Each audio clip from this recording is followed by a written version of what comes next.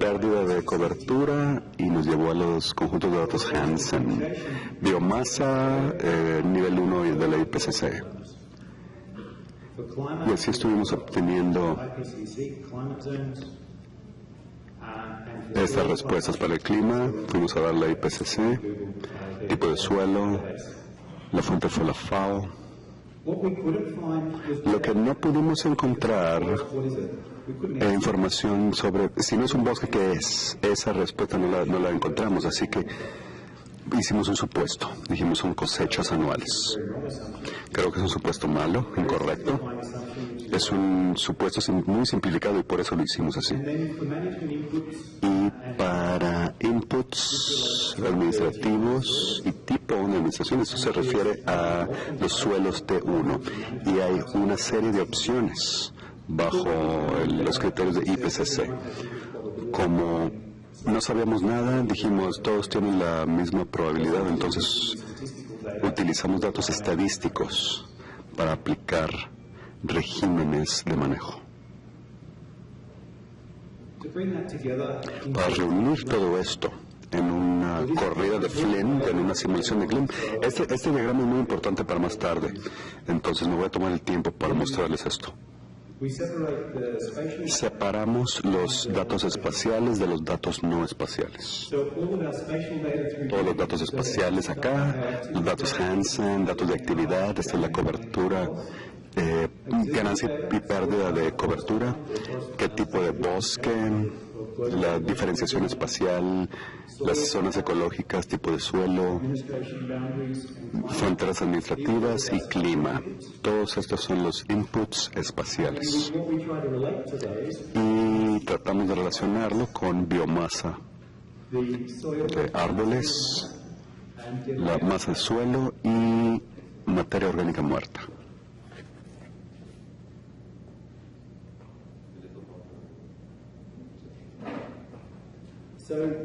En el ejercicio que estuvimos haciendo ayer, en Excel para Wakanda, el área espacial ahí eran esos píxeles que vimos y tenemos el GEZ, que eran esos 2 píxeles de diferente color. En el ejercicio de ayer teníamos 2 elementos de datos espaciales, la zona ecológica y el producto de tierras. Y tenemos acá biomasa aérea y tasa de crecimiento. Todos estos datos de input van a dar a Flint. Flint hace los cálculos de biomasa, suelo y materia orgánica muerta. Esos cálculos van de vuelta a Flint y salen. Flint los produce en forma de resultados o outputs de existencia y de flujo, qué tanto carbono hay en el paisaje y qué tanto se está moviendo de un punto a otro. Este va a ser un diagrama clave y les voy a pedir luego que hagan diagramas similares a este. Entonces si tienen preguntas sobre cómo estructuramos esto, este es buen momento para preguntarme.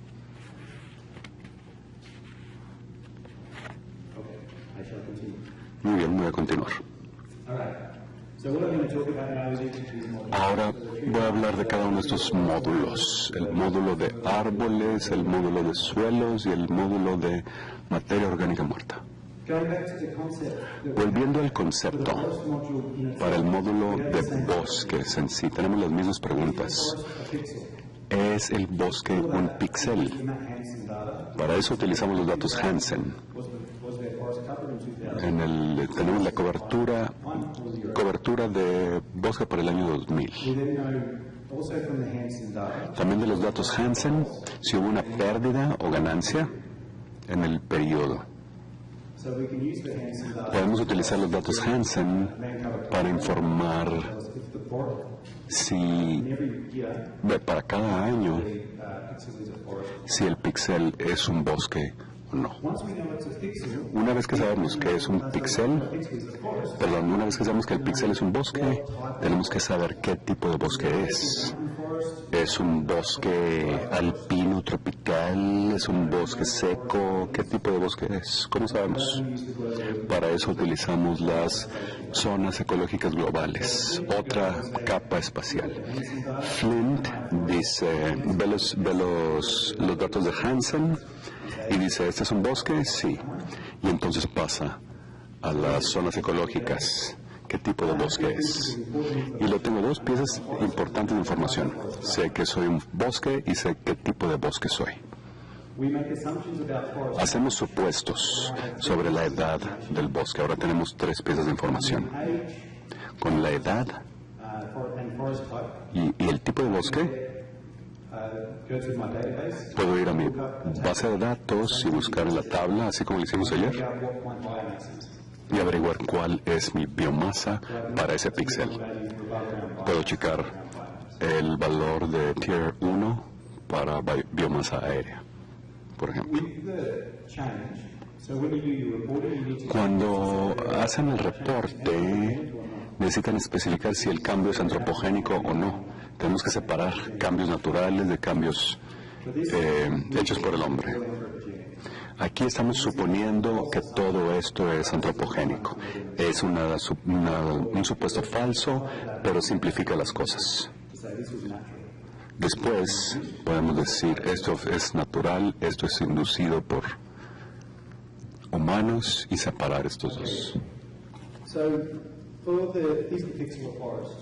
Para la pregunta de si el píxel es un bosque, los datos Hansen, los originales eran del 2000 al 14, pero ya extendieron eso a 2017. La resolución es aproximadamente 30 metros y se basa en imágenes de Landsat e identifica áreas de ganancia y pérdida, pero define el bosque en general como un área con más de 30% de cobertura del dosel.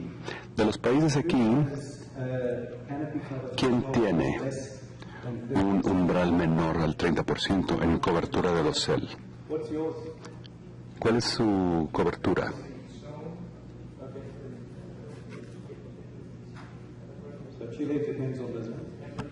Chile, acá tenemos 10%. Esto es algo importante porque estamos utilizando un producto que no va a poder identificar la mayor parte de su bosque.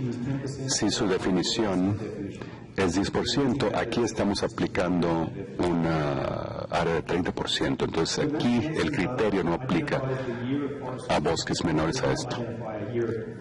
No se identifica aquí el año de ganancia y pérdida.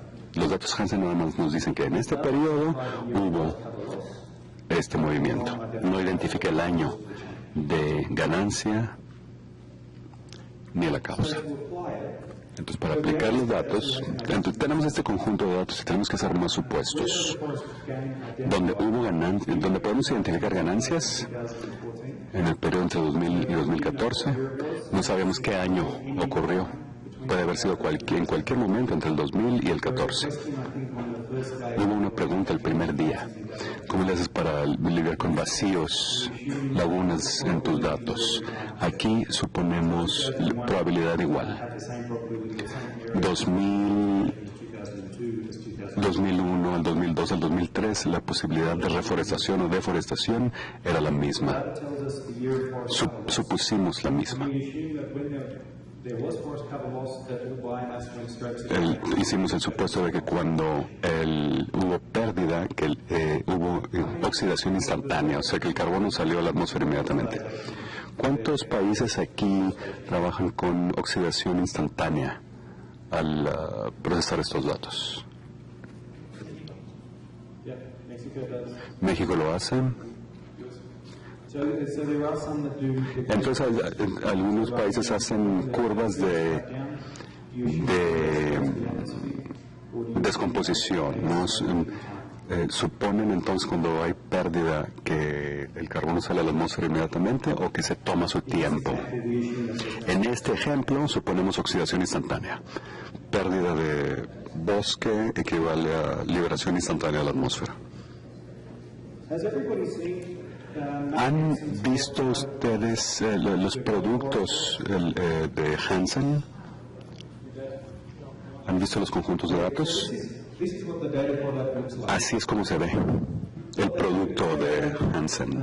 Lo que hicieron fue, checan todos los píxeles y asignan un año para la pérdida de cobertura. Estos diferentes colores son diferentes años de pérdida de cobertura de bosque. Si este es 2014, todo lo amarillo es 2014, por ejemplo. La ventaja de esto para nosotros, para esta demostración, es que cubre todo el mundo. Cubre todos los países que tenemos representados aquí. La desventaja es que no tiene atributos y no está abordando las condiciones específicas de cada país. Tenemos que determinar qué tipo de bosque es. Si utilizamos las zonas ecológicas globales de la FAO, y ese es un producto de la FAO. Aquí la FAO está midiendo precipitación pluvial. Hay un número de variables que influyen en el tipo de bosque que tenemos. Aquí no está mostrando grado de... Lo que nos dice es que si es un bosque, ¿qué tipo de bosque probablemente sea? Esta es una pieza clave de información. Si este es un bosque en esta zona ecológica, ¿qué tipo de bosque es más probable que sea? La razón por la que es clave es porque están utilizando la base de datos T1 del IPCC para biomasa aérea. De nuevo, para el grupo, muéstrenme con su mano quién ha visto el capítulo 4 de las guías de la IPCC del 2016. Bien divertido, ¿no? Ese texto. Si checan ese documento, verán esta tabla, 4.7. Verán las zonas ecológicas aquí. Corresponden a estas zonas ecológicas acá, en términos de estas convenciones, donde tengo bosque tropical húmedo, es esta zona ahí morada, se relaciona con esta guía. Así que puedo, cuando sé en qué continente estoy, Sudamérica, puedo obtener el valor de biomasa aérea de 300,000 toneladas por hectárea. Igual que como lo hicimos ayer con Wakanda, lo estamos haciendo aquí. ¿Soy un bosque? ¿Sí o no? Si lo soy, ¿qué tipo de bosque soy? Y con esa información básica podemos empezar a buscar estos valores acá. Para la implementación de Flint, lo que tenemos que hacer es que tomamos esa tabla de la IPCC. La IPCC no nada más nos da una tabla, nos dan como 4, porque no necesitamos nada más la biomasa aérea, necesitamos también los otros valores. Tenemos todos los valores del IPCC y generamos una base de datos con todos los datos del IPCC. Quizá no esté muy legible desde ahí atrás de la sala, pero aquí tenemos una categoría. Tenemos la zona ecológica, que es 2. El número 2 se relaciona con la zona ecológica del bosque tropical húmedo. Número 9 es el continente, Sudamérica. Una clasificación de edad, más o menos 20 años. Especie, y eso nos lleva al valor. Para especie, como no sabemos qué especie es, nomás lo llenamos con todas. Cualquier tipo de árbol que probablemente esté ahí. Si tienen mejores datos para sus circunstancias nacionales, aquí es donde empiezan a hacer esos cambios. En lugar de especies genéricas, igual y tienen nada más una especie o un número que se relaciona con la especie. Pero eso lo veremos en la siguiente presentación. Aquí lo que ven es que estamos correspondiendo las guías de IPCC y los datos y lo estamos metiendo en un formato listo para Flint. Listo para Flint, y esto se relaciona con todos los datos espaciales. Suponemos que el promedio es el máximo. El promedio de biomasa para ese bosque es el máximo. Y suponemos que había un bosque de 300 años de edad, por ejemplo, en el 2000, el inicio, ese sería el máximo. Consideramos eso como la condición inicial para la simulación. En donde hubo un píxel que no era bosque y que no se convirtió en bosque, empezamos con ganancia y suponemos un crecimiento lineal utilizando las guías de la IPCC. Muéstrame con su mano cuántos son especialistas forestales o biométricos. Si hay un buen número. Están familiarizados con curvas de crecimiento, me supongo, ¿no? Curva de crecimiento de biomasa, etcétera. ¿Han visto un bosque que crece un rato, un tiempo, y luego deja de crecer 15 años y luego empieza a crecer otra vez? ¿Han visto algo así? Yo nunca he visto algo así.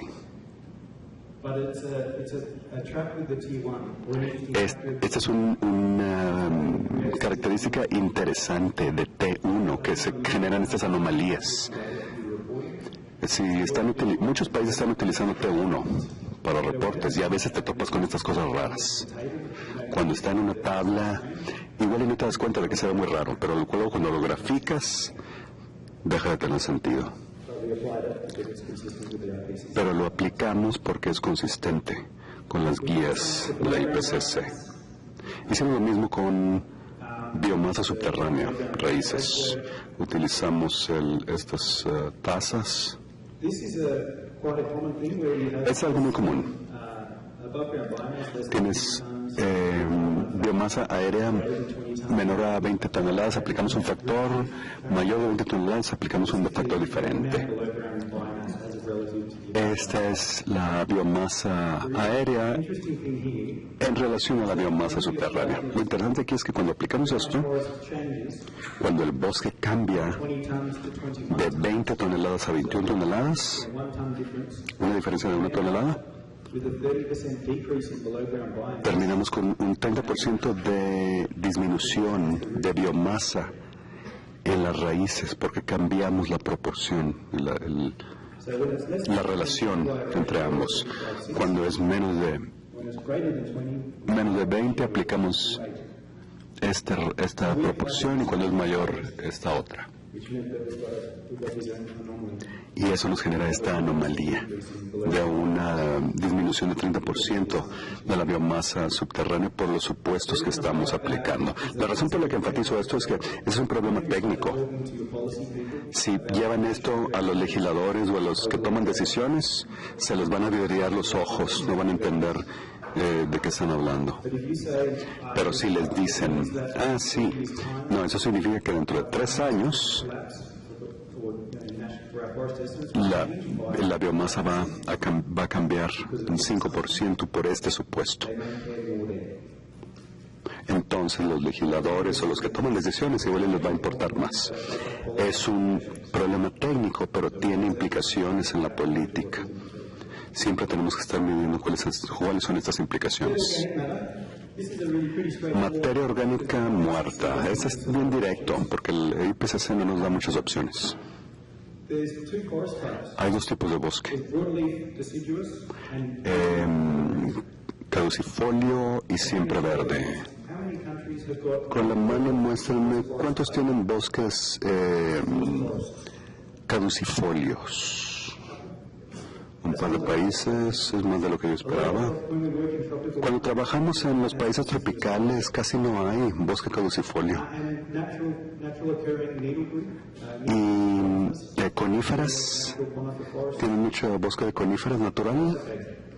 Muy bien, entonces esto no está tan mal. No sabíamos qué tipo de bosques tenían ustedes. Así que hicimos el supuesto de 50% del tiempo va a ser caducifolio y coníferas y 50% siempre verde. Esto se puede arreglar fácilmente. Si puedes decir 80% del tiempo Nuestro bosque es caducifolio, cambias esto a 80 y este a 20 y vuelves a correr el modelo. Si tienes un mapa, mejor todavía. Cuando hay ganancia de cobertura, suponemos que toma unos 20 años que aumente la materia orgánica muerta. Y cuando hay un cambio de bosque a no bosque, el proceso es diferente, obviamente. ¿Alguna pregunta sobre los supuestos que aplicamos? ¿Alguien necesita que aclare algún concepto?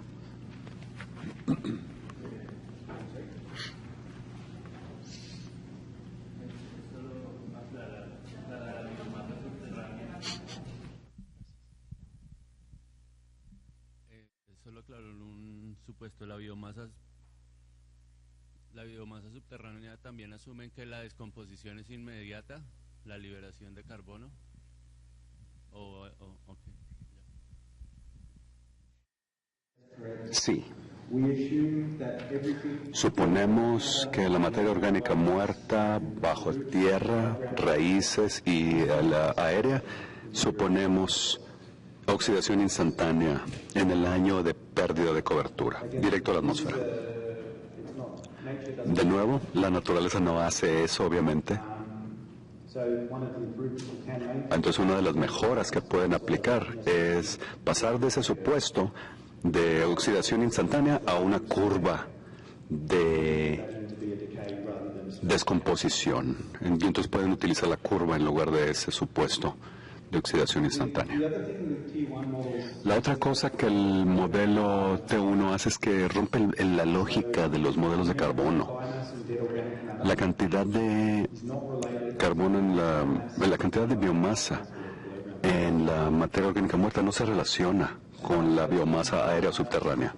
De la misma forma, la cantidad de carbono de biomasa que va a dar al suelo no afecta a los otros stocks. El carbono no pasa de la atmósfera a los árboles, a la materia orgánica y de vuelta. Tuvimos que hacer el supuesto de atmósfera a biomasa aérea a la atmósfera al suelo, suelo a la atmósfera, etcétera, sin vínculos entre estas. De nuevo, no tiene mucho sentido si eres científico, pero esos son los supuestos del enfoque T1. Para suelos, de nuevo, voy a preguntar, ¿quién ha incluido suelos en sus niveles de referencia al diseño de su sistema MRB? Es uno de los más difíciles. Es caro y es diverso. Los supuestos T1 es esencialmente esta ecuación. Tomas un nivel de referencia de carbono en el suelo, multiplicas eso por el factor de tierras, por el factor de manejo y el de input, y eso te da la existencia de carbono de equilibrio, el valor de equilibrio. Cuando hay un cambio, se procesan los dos equilibrios. Tengo aquí el equilibrio forestal y el de cosecha. Hago la diferencia, determino cuál es la diferencia entre sus valores y lo divido entre 20. Y eso es tu cambio anual en la existencia de carbono, porque nada más pasa de un nivel de equilibrio a otro nivel de equilibrio en el curso de 20 años. Como dije al inicio, utilizamos las guías de IPCC para darnos estos niveles y el mapa de suelos para darnos estos valores. Igual que como cuando preguntamos si soy este pixel, si soy este tipo de suelo, ¿cuál es el valor para ese tipo de suelo? En base a nuestros supuestos utilizamos valores para cosechas anuales.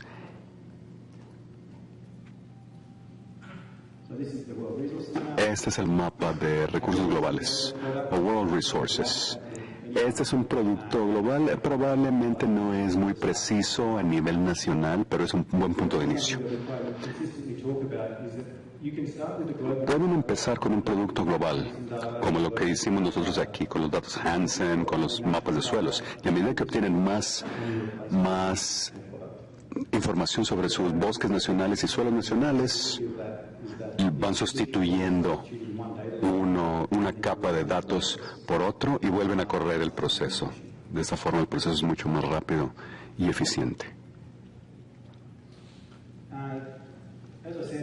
Como dije, suponemos que toma 20 años para que el suelo alcance el nivel de equilibrio, estatus de equilibrio. Las guías de IPCC nos dicen qué hacer cuando tenemos un cambio. Si paso de bosque a cosecha, tengo 2 niveles de equilibrio y el tiempo de transición es 20 años. Eso está muy bien. Pero como vimos ayer y en el ejercicio que están haciendo, ¿qué sucede si después de 10 años vuelve a ser bosque? Y no hay ninguna guía para eso. No nos dice qué hacer. Realmente no nos dice qué hacer con cambios múltiples. Así que hicimos un supuesto sobre qué reglas aplicaríamos. Y como estamos rastreando el píxel, conocemos el valor relativo de carbono con el tiempo. Entonces, cuando vemos un cambio,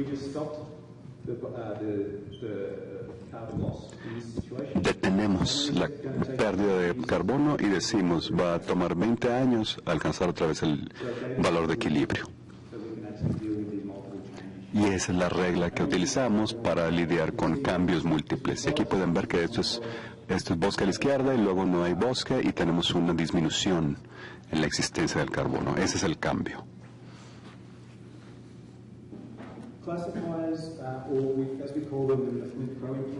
En la implementación de Flint Pro tenemos filtros, o son clasificaciones, o etiquetas.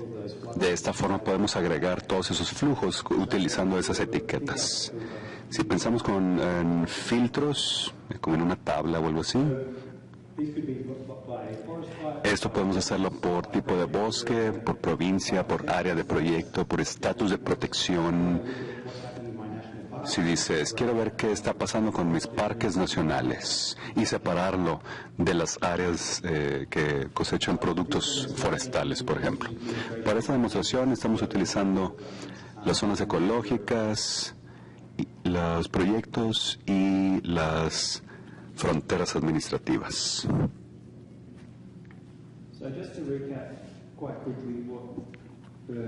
Vamos para resumir rápidamente. Para esta implementación, el tipo de preguntas que tenemos que hacer. Tenemos un objetivo de política. ¿Cuál es la ganancia y pérdida de cobertura para el país? Para responder a esto, a nivel de píxel, empezamos a preguntar, ¿es este píxel un bosque? ¿Qué tipo de bosque es? ¿Cuánta biomasa tiene? Si no es un bosque, ¿qué es? ¿Cómo se maneja? ¿Está bajo manejo? Si cambió de bosque a otra cosa, ¿a qué cambió? ¿Y cómo clasifico mis resultados? Ya vimos cómo responder a cada una de estas preguntas. Lo procesamos a través de una implementación de Flint y ahora les voy a mostrar cómo se ve en la herramienta.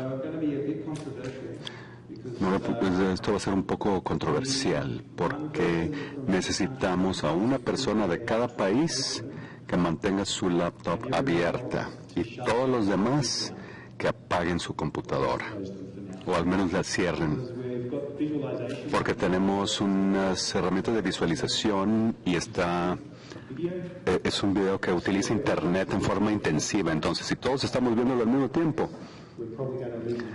probablemente se nos va a apagar la internet. Entonces, con una persona de cada país para que sea el conductor, por así decirlo, y todos los demás, por favor, cierren su computadora, porque vamos a necesitar la anchura de banda.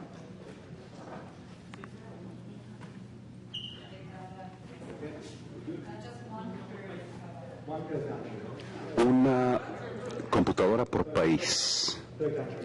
Una computadora por país.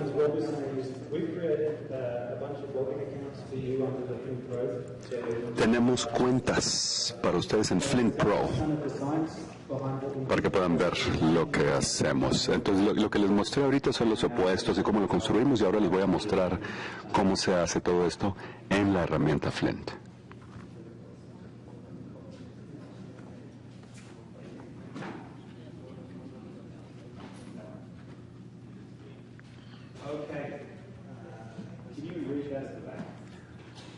¿Pueden leer esto desde allá atrás? ¿Está legible?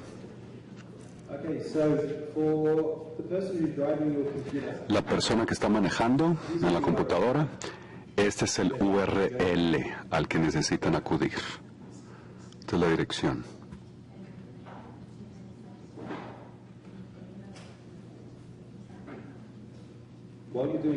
Mientras hacen eso, voy a mencionar un par de cosas. Como Rob mencionó, Flint Pro es un servicio de suscripción que estamos desarrollando. Y lo que estamos haciendo en este momento es probando diferentes ambientes. No es un producto terminado. Eso significa que algunas cosas quizá no van a funcionar como las esperamos. Y en este momento vamos a ver qué se quiebra, ¿no? Si algo se quiebra, si algo sale mal, por favor avísenos.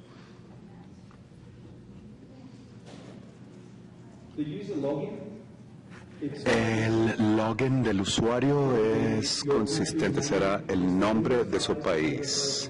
Es la versión en inglés del nombre del país y luego guión bajo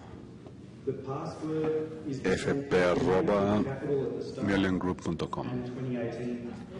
Y el password, la contraseña, es igual, el nombre del país. Por ejemplo, México, la contraseña para México es México, M mayúscula, México, 2018. Si el nombre del país son dos palabras, por ejemplo, El Salvador, quiten el espacio. Es El Salvador, pero obviamente Salvador con capital. Si tienen problemas para entrar al sistema, levanten la mano y yo les ayudo.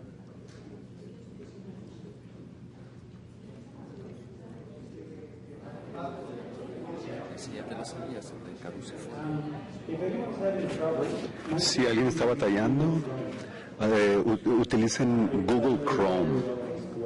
No funciona muy bien con Explorer.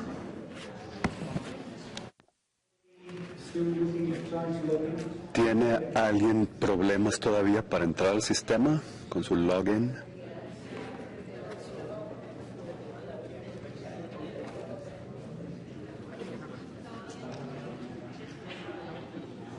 Creo que ya están todos dentro, ¿no?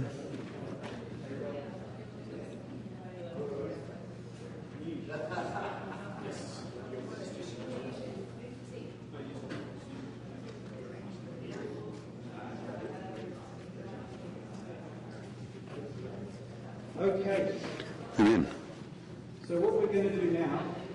Lo que vamos a hacer ahora será tomar esos conceptos de los que ya hablamos para la corrida T1 y voy a mostrarles cómo corre. Para empezar, hay un par de cosas que debo de decirles. Este es un login organizacional. Eso significa que cualquier persona que sea parte de su organización tendrá acceso a la misma información que ustedes. Hemos creado una organización para cada país. Para Guatemala, por ejemplo, pueden tener múltiples usuarios para Guatemala, pero todos van a compartir la misma información. Este es Flint Pro. Aquí estamos tratando de generar una unidad de manejo de datos. Aquí tenemos una serie de opciones. Aquí las corridas de Flint Pro, la biblioteca de datos, análisis y outputs o resultados. Si vamos a la biblioteca de datos, vamos, ahí abrimos la biblioteca. Deben de poder ver algo que se ve así, más o menos. La biblioteca de datos está en la nube, donde almacenamos todos los datos espaciales y no espaciales para correr esto. Perdón, se me pasó algo. Aquí hay un truco. En la parte superior derecha hay unos botones. Si hacemos clic en este botón, ahí está el español. Y listo.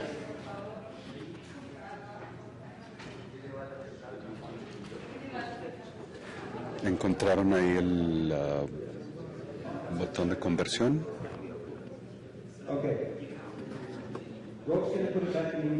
Rob lo va a poner en inglés de nuevo para yo poder navegarlo, ¿no? Esta es la biblioteca de datos. Como dije, estos son datos almacenados en la nube de Google en este momento. Entonces, para asegurar el servicio de nube, significa que todos los datos organizacionales se van a almacenar ahí y cargamos todos los datos que enumeramos en esa presentación aquí para todos los países. Verán que tenemos las zonas climáticas, las zonas ecológicas, clasificadores, estos son los proyectos BCS, tenemos fronteras administrativas y si bajan más, verán los datos Hansen, datos de suelos. Todos esos datos que se enumeraron en la presentación ahora está almacenado en el servidor de la nube de Google y se relaciona con su organización. También tenemos ahí la base de datos que yo mencioné. Cargamos la base de datos, tenemos todos los datos espaciales y la base de datos que necesitamos para generar una corrida. Si quisiéramos agregar más datos, ahí está el botón para agregar datos. Rob hace clic ahí. Tienen que seleccionar si van a ser datos espaciales. Y es un proceso para cargar los datos en la nube. Si tienen una nueva zona ecológica, en lugar de utilizar un producto global, igual y tienen un producto nacional, utilizan esa característica para cargar sus datos. No vamos a cargar datos en este momento porque igual apagamos la internet. Acá vamos a las corridas de Flint, vamos a crear una corrida.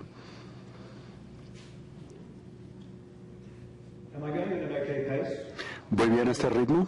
¿Está bien esta velocidad? Puedo hacerlo más lento si quieren. Muy bien. Como yo no estoy haciendo clic en los botones, siento que voy más rápido. Lo primero que tienen que hacer es darle un nombre a esta corrida. Póngale ahí un nombre creativo. Como Rob nos mostró el lunes, este diagrama lo vamos a estar viendo con frecuencia. Es una representación del modelo que estamos creando. Y al centro está Flint.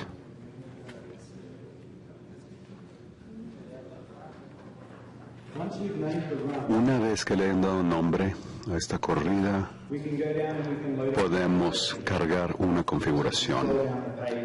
Bajamos en la página, recorremos la página hacia abajo y verán un botón que dice cargar configuración.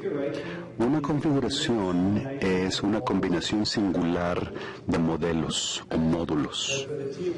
Para T1, como expliqué en la presentación, es el módulo de biomasa y el módulo de suelos. También verán que hay un modelo de unidad de tierra Hansen. El módulo de tierra Hansen nos permite tomar los datos Hansen y convertirlos en un evento. Configura las reglas por las que se va a hacer esto. El módulo de tierra configura las reglas para los cálculos. Cuando se apliquen los cálculos, estos módulos son los que hacen esos cálculos. Por esta corrida tenemos una lista de resultados o outputs: atmósfera, carbono orgánico en suelo, biomasa aérea, subterránea y materia orgánica muerta.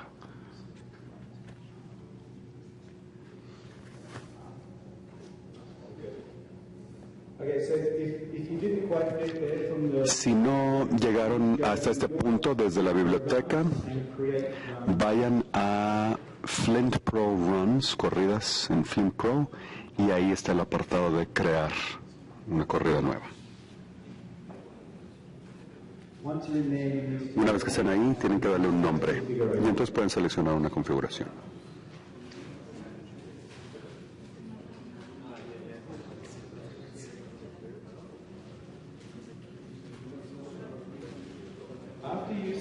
Después de seleccionar la configuración, si pasan al diagrama, verán que las imágenes cambian, porque ya agregamos módulos. Tenemos la unidad de tierras, el módulo de biomasa y el de suelos. Pueden ver cómo estamos configurando ya la corrida. En este punto, olvidé que tenía que mencionarles algo antes de empezar. El recorrido que les estoy mostrando no es para enseñarles cómo usar Flint Pro, es para demostrar los conceptos que acabo de explicar anteriormente con Flint. Usar Flint para explicarles esto.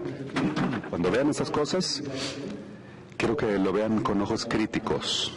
Cuando estoy haciendo esto, ¿qué significa esto para el marco del modelo? No quiero que nada más estén haciendo clic en los botones sin pensar en lo que está sucediendo cuando hacemos clic en los botones. Una vez que hemos agregado los modelos, podemos hacer clic en Next. Siguiente.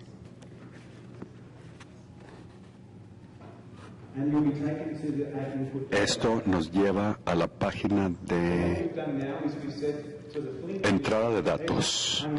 Aquí le dijimos a Flint, voy a correr una simulación, lo voy a llamar así, estos son los modelos que voy a agregar, estos son los módulos que estoy agregando. En base a esos módulos que estamos agregando, el sistema nos va a decir cuáles son los datos de input, de entrada, que necesita. Esta es la lista que les mostré al inicio. Y tienen que irse paso por paso agregando cada uno de estos. Tenemos que seleccionar base de datos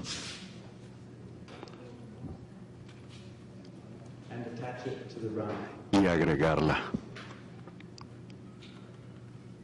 a la corrida. Tendrán que hacer cada uno de estos. Cada input, cada entrada, tenemos que agregar una variable. Si no tenemos un input, si olvidan hacer clic en alguno de esos cuadros, no va a correr la simulación.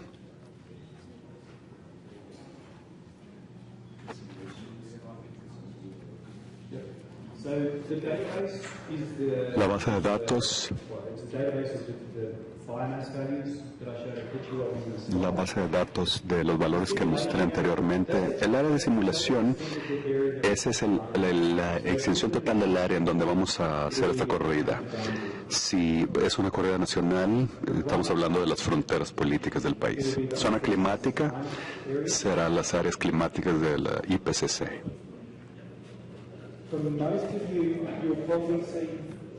Para la mayoría de ustedes podrán ver que tienen opciones múltiples. Creo que Guatemala va a tener opciones múltiples.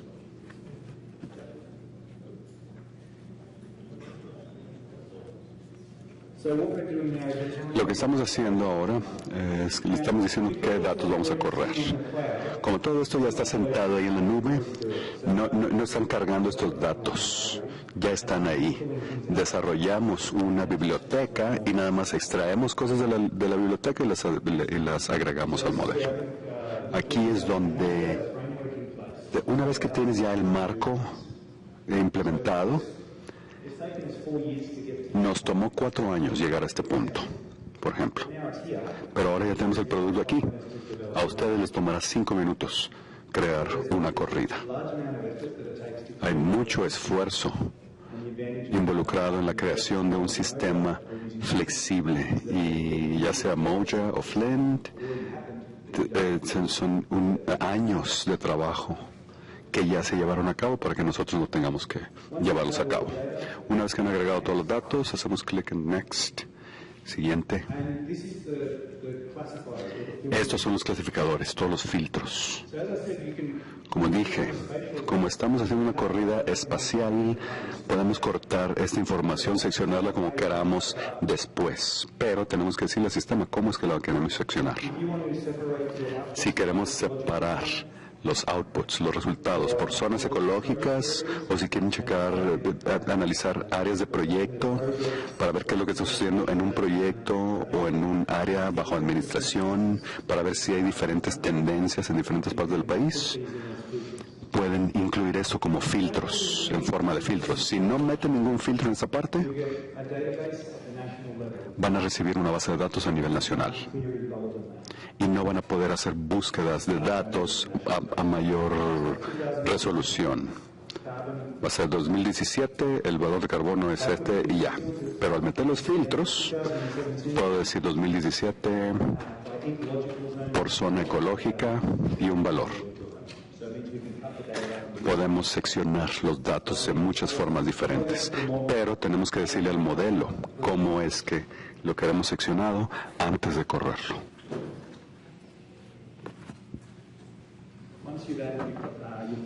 Una vez que agregan los filtros,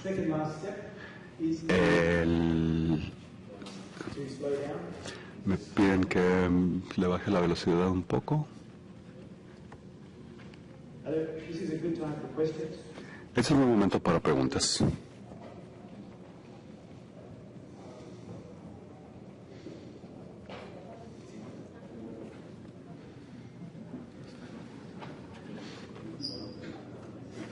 Mi pregunta es, cuando nosotros vamos creando información local, todavía no hemos visto en qué formato debemos de ordenarla para que sea leíble por Flint, ¿no? Me imagino que es un Excel spreadsheet o algo.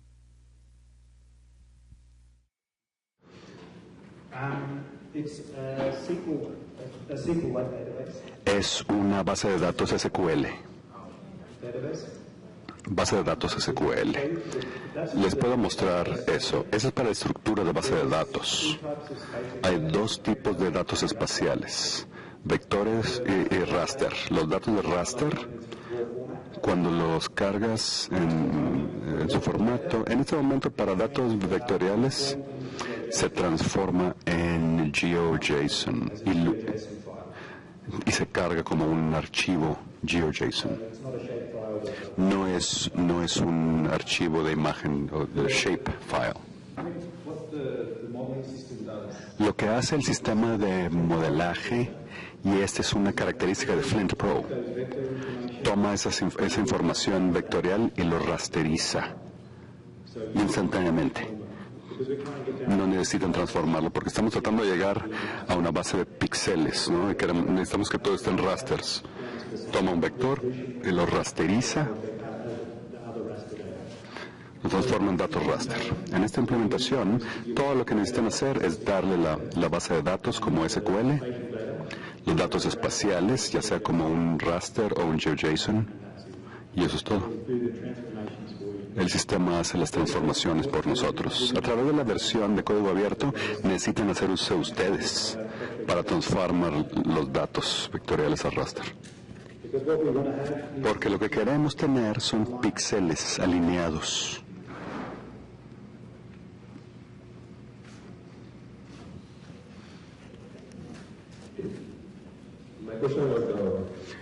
Mi pregunta es, si queremos agregar datos como perturbaciones, como incendios y cosas así, ¿será posible eso? No con los modelos que estamos agregando en este sistema, necesitan otro módulo, pero es la misma lógica. Si van a tener una matriz de perturbaciones, encima de esto, cargan el mapa de fuego y el resto de esos mapas y nada más. Y habrá que modificar la unidad de tierras para que el sistema sepa qué hacer con ese conjunto de datos. Pero sí se puede hacer. Este sistema es muy flexible. Depende de los modelos que agreguemos y los datos de input que necesitamos para llevar eso a cabo. Otro de los ejercicios que vamos a ver hoy, les vamos a pedir que vayan construyendo sus módulos o que los diseñen. Obviamente no queremos que se pongan a escribir código en C++, pero si quieren, aquí está Jim para ayudarles. Si van a trabajar con perturbaciones, por ejemplo, como una actividad, degradación o algo así que es importante para nosotros,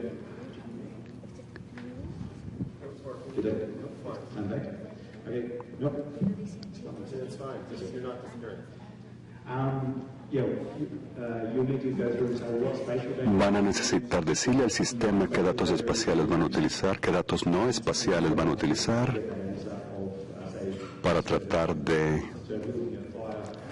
obtener esos datos.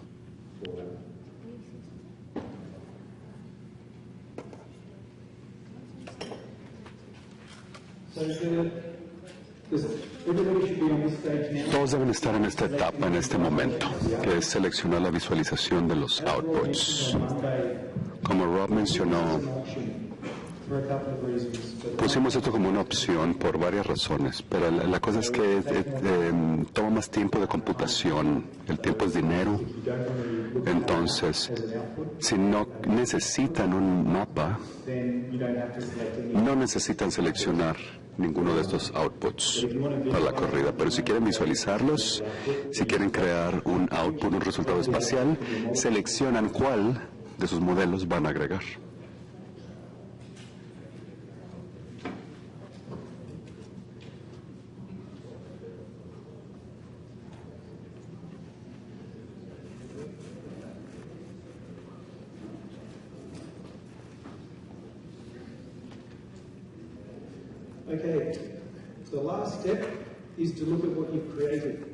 Último paso es ver lo que creamos.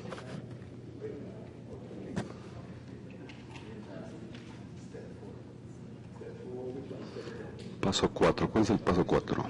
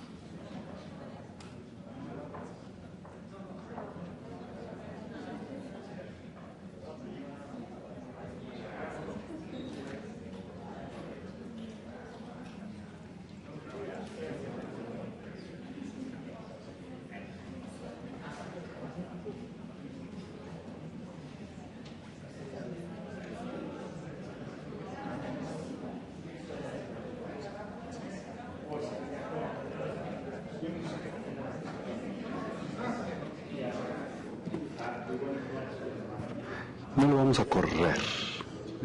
Deshabilitamos el botón de corrida.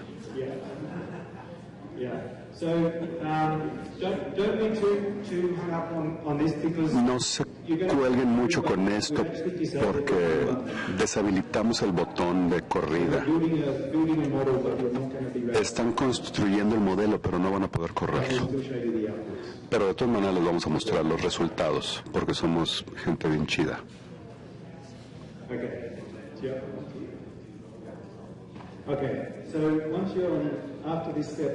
Después de este paso, van a ver la revisión. Esta es su última oportunidad de ver si agregaron los modelos que quieren, si voy a obtener los resultados que quiero, etc. Si están buscando una imagen para meter al reporte, ahí tenemos esto. Otra característica de lo que estamos haciendo aquí y la ventaja de lo que tenemos con el proceso de Flint es que cada uno de estos datos de input tiene un código de identificación singular. Cada capa de datos es singular, tiene un código. La idea, lo que estamos tratando de eliminar dentro de un año, cuando alguien les pregunte qué datos utilizaron para correr este modelo y alguien dice, creo que es GZ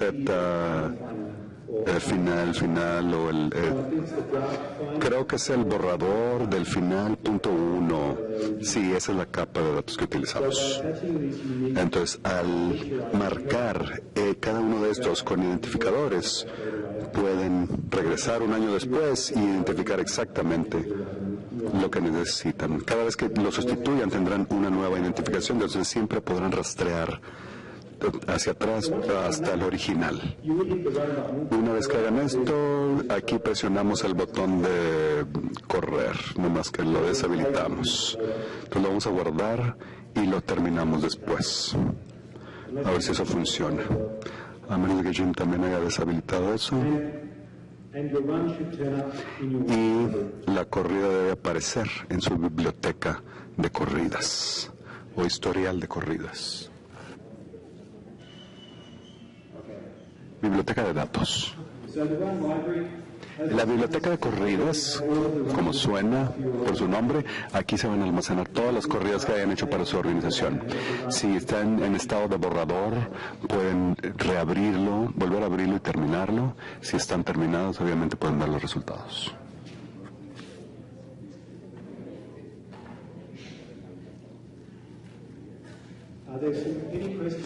¿Hay alguna pregunta sobre la implementación o su funcionamiento? ¿Está claro cómo tomamos datos espaciales y la base de datos y los integramos para un píxel? ¿Está claro ese concepto? ¿No está claro?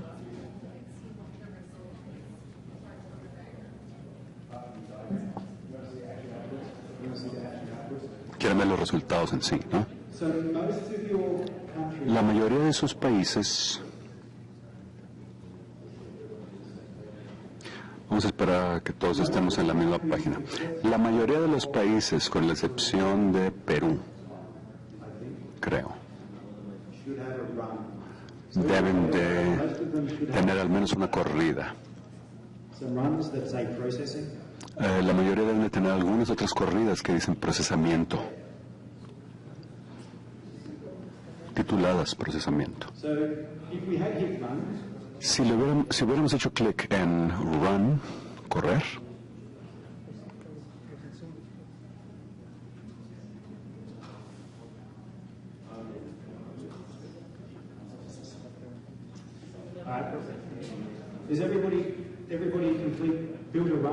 ¿han terminado todos ya de construir la corrida?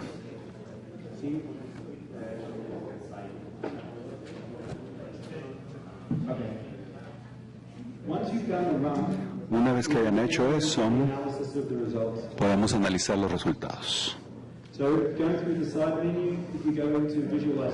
Si vamos al menú lateral, vamos a visualización.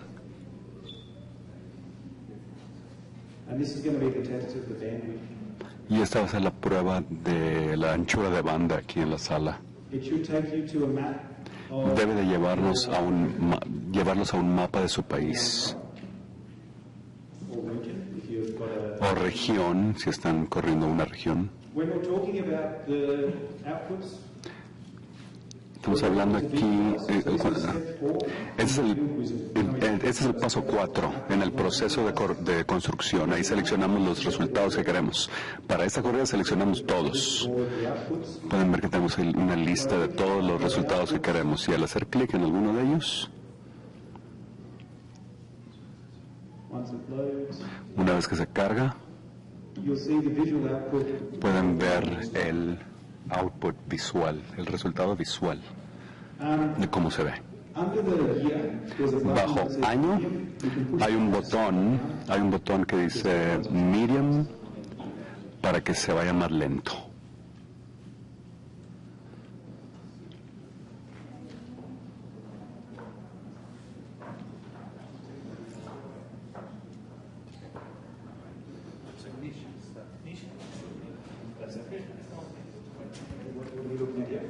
¿Qué es lo que estamos viendo aquí?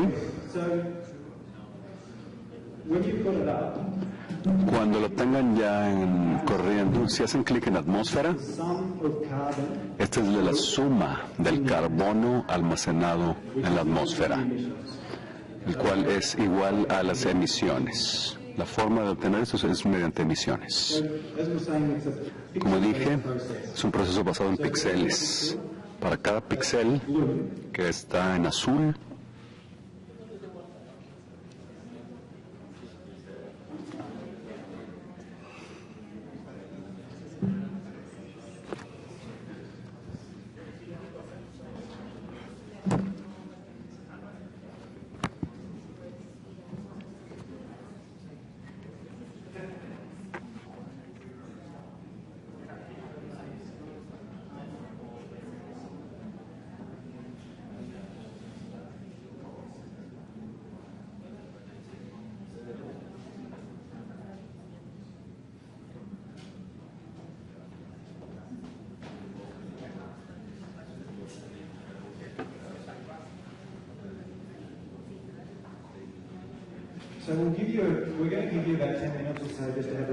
les vamos a dar unos 10 minutos para ver qué.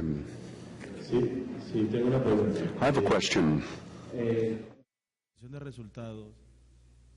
Atmósfera, ¿cómo debo interpretarlo? ¿Es las toneladas de carbono que se liberan a la atmósfera por deforestación o por cambio de uso? Exactly. So it is this is the tons of carbon. So carbon, not carbon dioxide. So not CO2e, but carbon in the atmosphere. So this is carbon moved from above ground biomass, below ground biomass, dead organic matter, and soil to the atmosphere. Masa aérea y subterránea y materia orgánica que pasó a la atmósfera por pérdida de cobertura boscosa.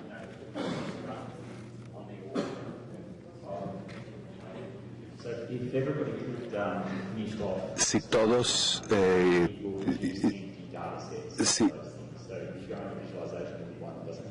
si pasan a la visualización, a menos de que haya visualizaciones que ver, cuando hagan clic en Run no se va a ver nada.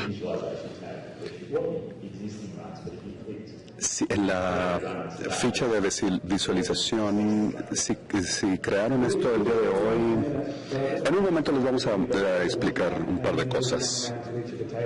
Déjenme mostrarles lo que estamos viendo y ahorita les ayudamos mesa por mesa. Como dije, este es un análisis basado en píxeles. Para cada píxel, aquí como tenemos la atmósfera, ese es un píxel que entre el 2000 y el 2014 hubo una pérdida de cobertura de bosque. Y en el año en que hubo pérdida, ese carbono fue a dar a la atmósfera. Cuando Rob presiona play, pueden ver que al inicio de la simulación no hay carbono en la atmósfera y a través de cada año, a medida que se pierde la cobertura, hay un aumento en el carbono en la atmósfera. Esto está enfatizando las áreas de pérdida de cobertura y está cuantificando el carbono que pasó de un lugar a otro, en base a todos esos supuestos que mencioné. Si no queremos ver la atmósfera, podemos ver biomasa aérea. Este es el bosque en el 2000 y podemos ver cómo va desapareciendo con el tiempo. De nuevo aquí la gran diferencia, si están familiarizados con Forest Global Watch, eso les dice que se está perdiendo el bosque, pero no nos puede decir qué tanto carbono está asociado con ello. Y no te da las herramientas para poder sacar estos resultados con valores de nuestros países. Flint nos da el poder de producir datos como este. La idea es no tener que pagarles a consultores o asesores para que nos hagan esto por nosotros, sino utilizar nuestros datos nacionales para producir productos de información, productos informáticos precisos. De esta forma podemos hacer pruebas, podemos mantener control de calidad y podemos investigar diferentes análisis.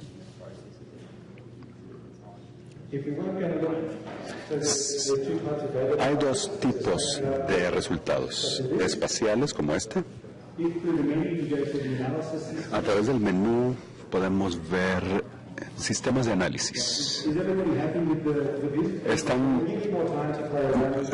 como dije, les daremos tiempo ahorita para que jueguen con el sistema.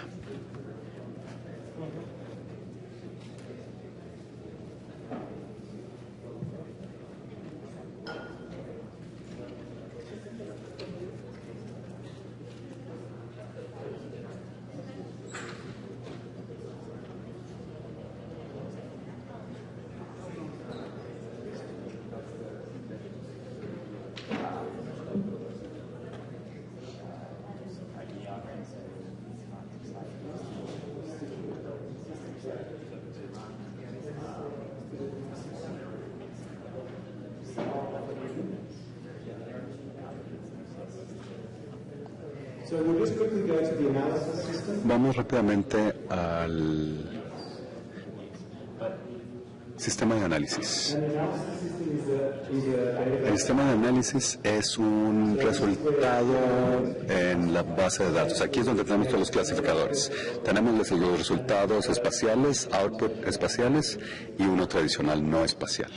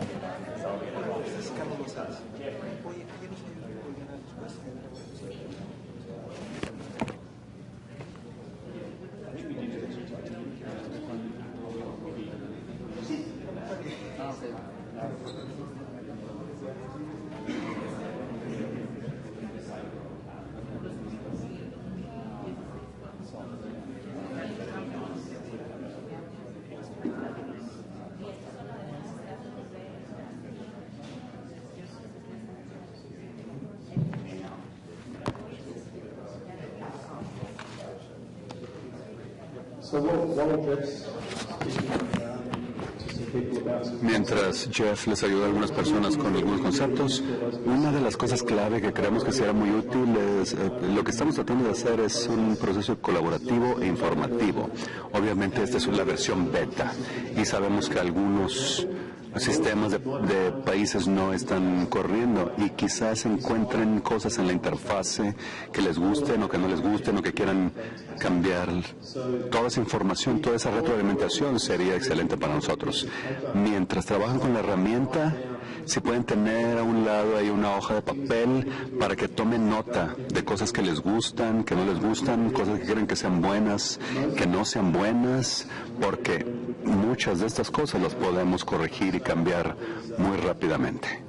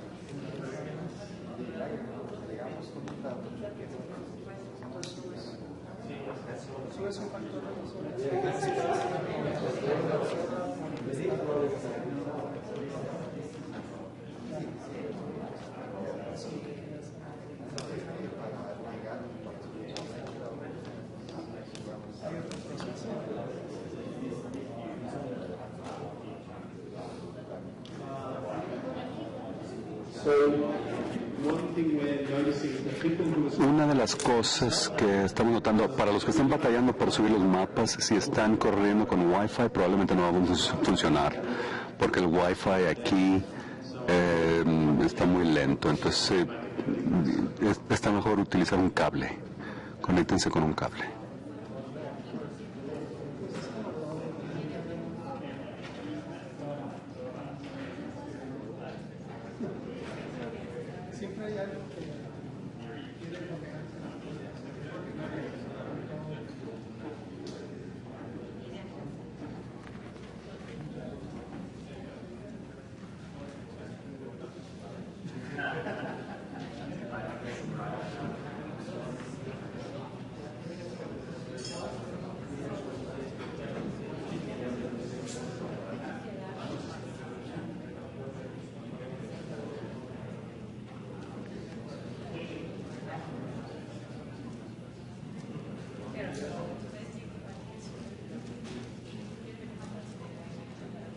Los equipos nacionales. Y después otra presentación, otra breve presentación, que va a estar relacionada sobre cuáles son, cómo estructurar el uso de esta herramienta. Entonces, pues ahora le daremos nuevamente la palabra entonces al equipo de Moya para iniciar con esta presentación. No omito señalar de que pues durante todas estas presentaciones ustedes pueden ir identificando o proponiendo otro tipo de actividades o funciones que pueda tener la herramienta, como lo mencionó hace un momento Julián, y que bueno, en el resto del día de hoy y mañana se puede ir retroalimentando, compilando sus inquietudes o aportaciones al respecto. El día de hoy igual la comida va a ser de 1 a 2 de la tarde en el mismo lugar, y la idea es de que después de la tarde después de la comida continuemos igual con otro tipo de actividades grupales.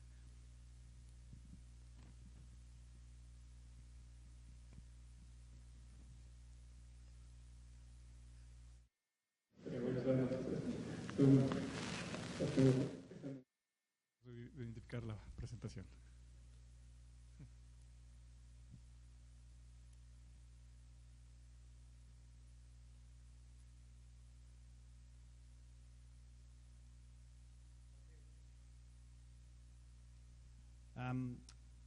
So I'm going to apologize on behalf of Rob Delight. So unfortunately, he's come down rather ill. So he's sleeping in the hotel at the moment. And the reason he's apologizing is because you have to listen to me.